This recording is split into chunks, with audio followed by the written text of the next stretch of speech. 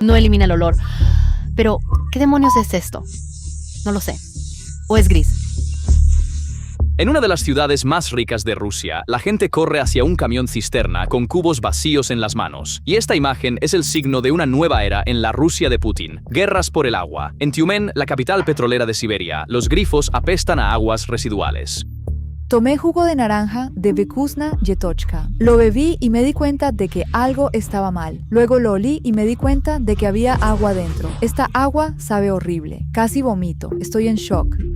En la Crimea ocupada, millones de grifos se han secado. En Donbass, las ciudades pasan días sin agua. Incluso en las propias ciudades fronterizas de Rusia se está cortando el agua. En el norte, la naturaleza ataca. En el sur, la guerra. Pero en los cuatro frentes surge la misma verdad. El Kremlin está perdiendo el control sobre el recurso más básico del país, el agua. Gorbodocanal prometió entregar agua hoy en la calle Farman Salmanov número 14 para las 5. Son las 7 y todavía no hay agua. En realidad son las 19, las 20, así es. Al final, nunca entregaron el agua. En este video explicaremos cómo esos cuatro frentes estallaron a la vez y por qué el Kremlin no puede detener ninguno de ellos. Antes de comenzar, una rápida solicitud. Análisis independientes como este son suprimidos por el algoritmo. Suscribirse, dar me gusta y dejar incluso una sola palabra en los comentarios ayuda directamente a que el video llegue a muchas más personas. Ahora vamos al primer frente, Siberia. El primer frente se abrió en Tyumen, la capital petrolera de Siberia.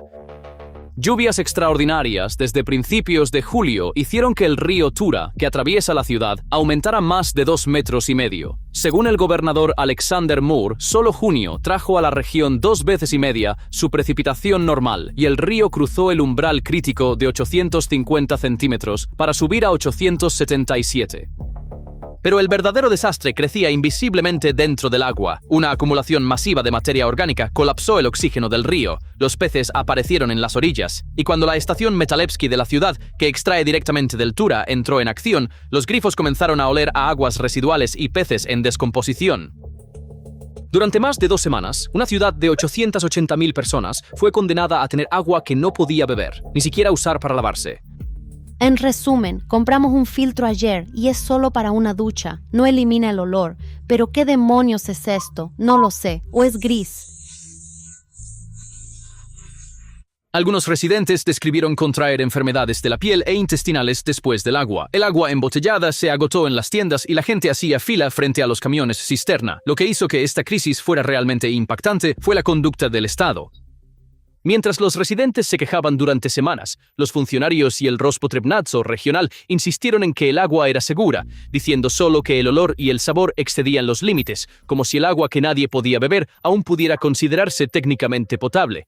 Pero cuando la ira pública rompió la negación oficial, el Comité Federal de Investigación abrió un caso penal. El presidente del comité, Bastrikin, exigió un informe y los residentes encontraron su remedio grabando un video de apelación directa a Putin. Finalmente, el gobernador Moore declaró el estado de emergencia con un retraso de 2 semanas. Sin embargo, Tyumen no es un pueblo provincial ordinario. Es una de las regiones con mayores ingresos, el lugar que extrae la riqueza energética de Rusia del suelo. Que una lluvia de verano pudiera convertir el agua de toda una ciudad en veneno es tanto obra de la inundación como de la infraestructura descuidada durante décadas. Si el servicio más básico del Estado puede colapsar tan fácilmente, incluso en una ciudad que produce los ingresos petroleros del país, el problema es mucho más profundo que la lluvia. Y si en Tyumen la causa fue la naturaleza, en el segundo frente la causa fue la guerra misma. Ahora vamos a girar la cámara de Siberia al Mar Negro, hacia la Crimea ocupada, porque allí se está desarrollando una escasez que funciona con un mecanismo completamente diferente, pero termina en el mismo resultado. La causa de la crisis en Crimea no es ni la inundación ni la contaminación, es la guerra misma directamente. Desde junio de 2026, Ucrania ha lanzado una intensa campaña de drones contra la infraestructura eléctrica de la península, especialmente las estaciones transformadoras cerca de la logística militar. Según una cifra dada por el comandante de las fuerzas de drones de Ucrania, 117 objetivos energéticos fueron atacados solo en las primeras 3 semanas. El resultado fueron cortes de energía que duraron días, a veces extendiéndose a una semana. Y aquí está el vínculo crítico. Debido a que Crimea es una península geográficamente pobre en agua, la mayor parte de su agua se extrae mediante bombas de pozos profundos y embalses. Cuando se corta la energía, las bombas se detienen, la presión cae y no sale nada de los grifos. Declaraciones oficiales informaron que 1.400.000 personas perdieron electricidad en una sola semana. Imágenes satelitales nocturnas mostraron que la iluminación de la península cayó al 20% de lo normal.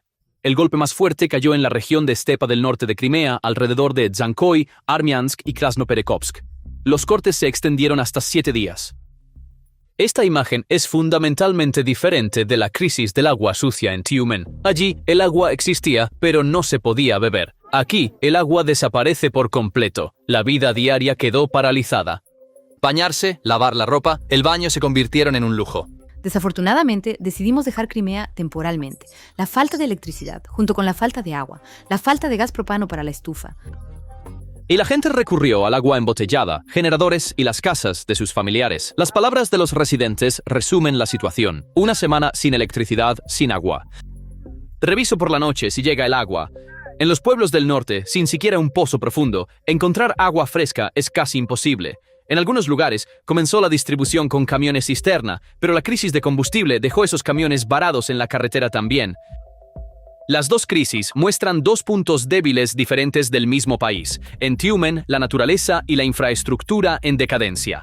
En Crimea, la guerra y una herida de recursos de una década. Pero el resultado es el mismo. Personas esperando un camión cisterna, cubo en mano y una administración diciendo todo está bajo control. La sed de Crimea tiene una raíz mucho más profunda que la crisis energética de hoy. Esta península, de hecho, ha estado seca durante una década. Aproximadamente el 85% del agua potable y de riego de Crimea provenía del río Dnipro de Ucrania a través del canal de Crimea del Norte, construido por los soviéticos en la década de 1960.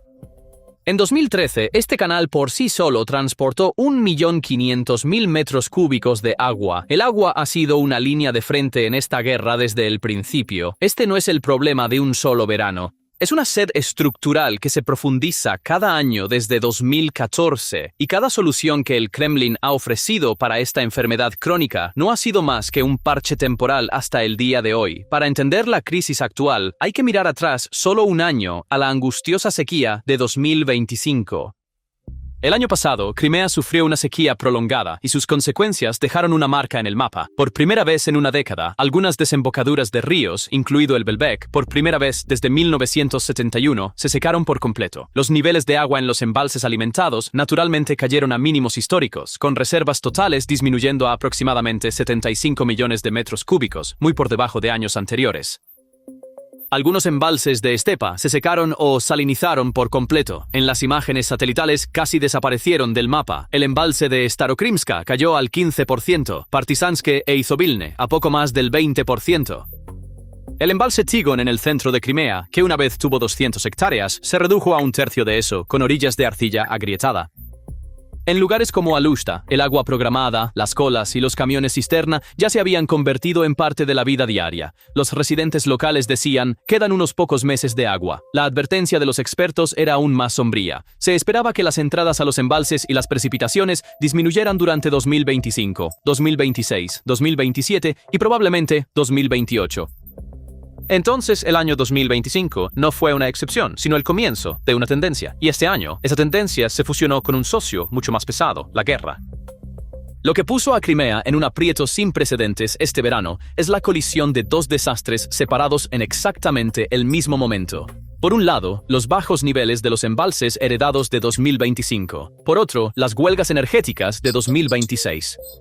La sequía reduce el agua y la guerra destruye la electricidad que distribuiría lo que queda. Esta colisión incluso crea un extraño falso positivo. Debido a que el consumo ha disminuido por los cortes de energía, algunos embalses se llenan ligeramente en el papel. Pero como las bombas no funcionan, esa agua nunca llega al grifo. Hay agua en el tanque, ninguna en el hogar. A medida que el calor del verano aumenta la demanda, la crisis de combustible del mismo periodo también paraliza la distribución de camiones cisterna. Incluso los camiones que transportarían agua esperan en la fila de gasolina. La desigualdad en la distribución de agua muestra la cara más desnuda de la crisis, mientras que regiones como Sebastopol y Yalta, donde se concentra la élite militar y administrativa, casi no tienen problemas, el centro y norte de Crimea viven con cortes constantes. En palabras de un experto, la península se está dividiendo efectivamente en dos: la zona de los privilegiados, donde el agua fluye abundantemente, y el resto abandonado, condenado a tener agua por horas. Esta división deja al descubierto las prioridades de un estado en un momento de crisis. El agua ya no es solo una cuestión de infraestructura, sino un mapa de clases que muestra quién merece ser protegido.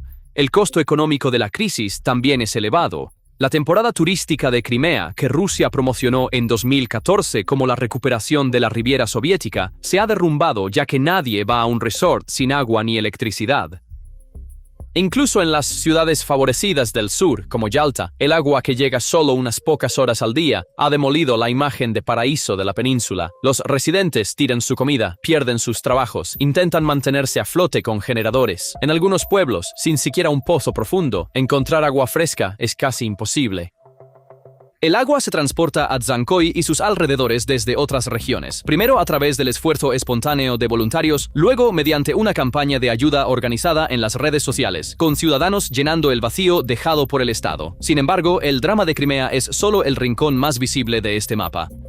La misma cadena de sed se extiende mucho más y de manera mucho más silenciosa en el Donbass ocupado. El mapa de la crisis del agua no termina con Tiumen y Crimea. En el Donbass ocupado, millones de personas luchan con una sed mucho más prolongada y silenciosa. Según un informe de finales de julio de la red de partisanos ucranianos, Atesh, Melitopol ocupada, había estado completamente sin agua durante más de 8 días, mientras que en Donetsk el agua se suministraba solo según un horario durante unas pocas horas cada 3 días. El mecanismo aquí se alimenta de la misma ruta que en Crimea. Los ataques de Ucrania a la infraestructura energética y la red envejecida causan cortes de energía, y las bombas sin electricidad detienen el agua. Pero en Donbass el problema se agrava por años de destrucción debido a la guerra. Las tuberías, plantas de tratamiento y líneas de suministro han sido dañadas repetidamente en los combates desde 2014 y las reparaciones nunca se han completado por completo. En ciudades como Donetsk y Makivka, el agua del grifo a menudo está oxidada y no es potable, mientras que el agua potable se obtiene de camiones cisterna y puntos de distribución. En la región de Luhansk, más de 20 asentamientos se quedaron sin agua de inmediato a principios de julio. Fuentes locales lo describieron directamente como un colapso del agua. Para las personas en estas regiones, la sed no es un evento nuevo, sino que se ha convertido en una forma de vida crónica. El cubo y el bidón se han convertido en elementos permanentes de la cocina. Las administraciones de ocupación aquí también describen la situación como temporal, llamándola trabajo de reparación. Pero el agua que llega una vez cada 3 días es el signo más claro de un colapso que se ha vuelto permanente. Mientras que la crisis en Tiumen duró 2 semanas y fue noticia, en Donbass, la misma sed ha continuado durante meses sin llegar a la pantalla de nadie. Y esta cadena no se limita a los territorios ocupados. En las propias ciudades fronterizas de Rusia también se está cortando el agua a la sombra de la misma guerra. La espiral de sed llega a las ciudades fronterizas de Rusia con Ucrania y allí el agua se convierte en un objetivo que la guerra golpea directamente. Belgorod es la ciudad rusa bajo más presión desde el inicio de la guerra. A principios de julio, un ataque a una planta de turbinas de gas dejó a la ciudad sin electricidad ni agua al mismo tiempo. El gobernador pidió repetidamente a las autoridades que actuaran, pero los fallos de infraestructura se acumularon a medida que los ataques se intensificaron. El 21 de julio, drones impactaron una presa en la región causando daños y un riesgo de inundación. Aquí, el agua se convirtió en un problema de 2 vías, tanto por la interrupción como por la amenaza de inundación. En la región de Rostov, la naturaleza y la guerra empeoraron la situación juntas, cuando una fuerte tormenta a finales de julio cortó la electricidad en más de 15 ciudades y distritos. El suministro de agua también se interrumpió. Aunque los cortes en estas ciudades no duran tanto como en Tiumen o Crimea, el patrón es el mismo: una infraestructura frágil, un golpe externo que se suma a ella y la sed que sigue. La diferencia es que la visibilidad de la crisis aquí está controlada mucho más estrictamente por el Kremlin. Los cortes en las regiones fronterizas se descartan principalmente como un problema técnico temporal por preocupación por la moral, pero un dron que cae sobre una presa en Belgorod desencadena la misma cadena que un dron que cae sobre un transformador en Crimea. El agua de la vida moderna depende de la electricidad, y la electricidad ahora está indefensa. Si Rusia no puede asegurar el agua ni siquiera de sus propias ciudades fronterizas, esto es otra prueba de cuán profundamente la guerra ha penetrado en la retaguardia. Pero todas estas crisis regionales de agua no son ni siquiera el mayor peligro por sí solas. La verdadera pesadilla comienza cuando esta sed se fusiona con una crisis de combustible que estalla simultáneamente y alcanza el pan de Rusia. Hasta ahora hemos hablado sobre la crisis del agua, pero el verdadero peligro de esta crisis no surge por sí sola, sino cuando se fusiona con una crisis de combustible que estalla en las mismas semanas. Y este par llega directamente al pan de Rusia, es decir, su agricultura. Los ataques de Ucrania a las refinerías han llevado la capacidad de refinación de petróleo del país a su nivel más bajo en 2 décadas. Según evaluaciones independientes, más del 20% de la capacidad, y según algunas fuentes ucranianas, el 40%, ha quedado fuera de servicio.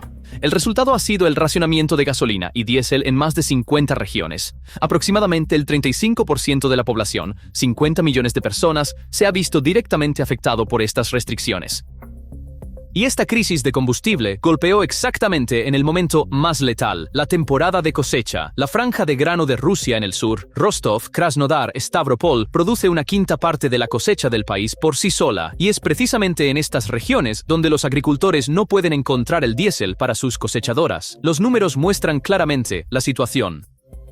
A partir del 1 de julio, solo se habían cosechado entre 1.3 y 1.5 millones de hectáreas en todo el país, mientras que en la misma fecha del año pasado, esa cifra superaba los 4.2 millones de hectáreas, lo que significa que la cosecha avanza a casi un tercio del ritmo del año pasado. Para entender por qué este retraso es tan crítico, hay que conocer el calendario implacable de la agricultura.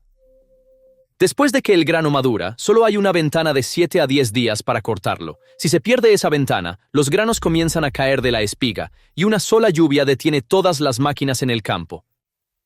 Una cosechadora consume hasta 300 litros de combustible en un solo turno, pero las estaciones de servicio han impuesto límites de 100 a 200 litros por persona. En algunos lugares, llenar un tanque o un bidón está completamente prohibido. Un agricultor de Rostov describe cómo puso lo único que pudo encontrar, diésel de baja calidad, en su tractor importado y arruinó su motor como resultado. En Kubán, los agricultores pasan la noche en las gasolineras esperando el camión cisterna de combustible. Representantes agrícolas en la región de Rostov dicen que las pérdidas potenciales de cultivos por la cosecha perdida ya alcanzan el 15%.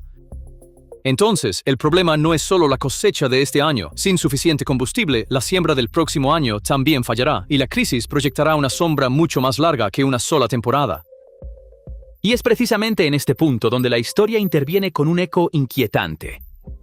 Rusia sabe perfectamente por su propio pasado cómo el colapso de precisamente esta ecuación, el triángulo de combustible, transporte y pan, puede derribar un imperio. En 1917, en medio de la Primera Guerra Mundial, el problema de Rusia no era la ausencia de grano. Había grano en el campo, pero el sistema para llevarlo a las ciudades se había colapsado.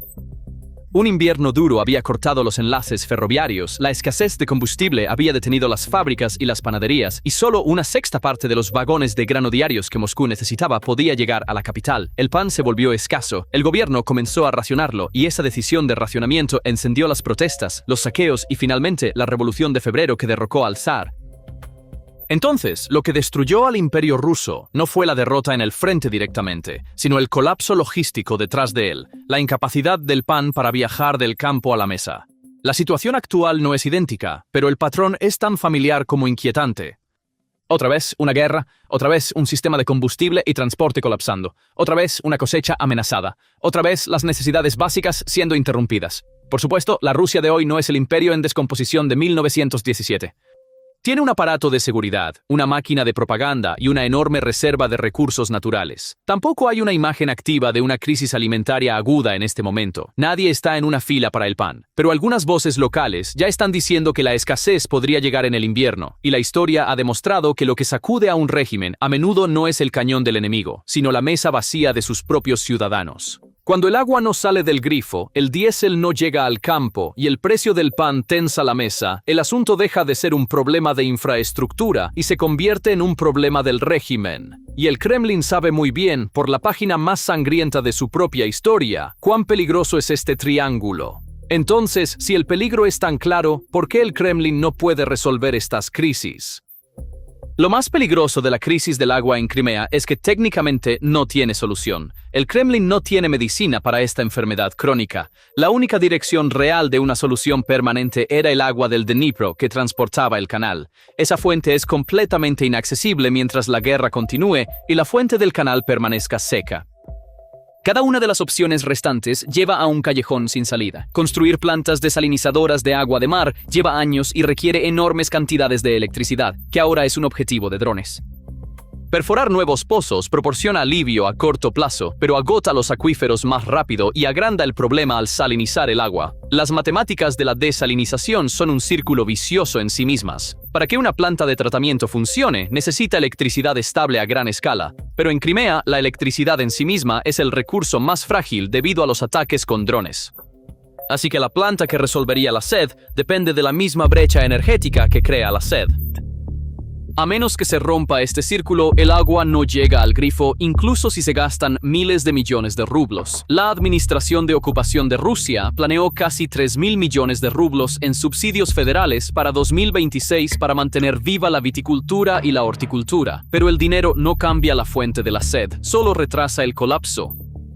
Aunque las autoridades de ocupación afirman que las reservas durarán alrededor de 340 días, fuentes independientes dicen que los niveles reales en muchas regiones son mucho peores y que el descenso continúa más rápido de lo esperado. Este juego de números es en sí mismo parte de la pérdida de control. Mientras el Estado muestra casi un año de reservas en papel en la misma península, la gente se conforma con 3 horas de agua al día.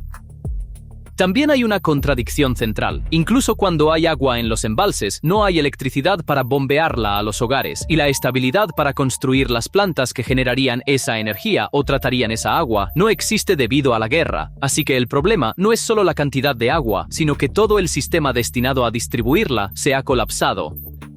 En un análisis de Bloomberg, Crimea fue descrita como un problema imposible para Putin y una carga adquirida mediante anexión. La situación actual confirma ese diagnóstico.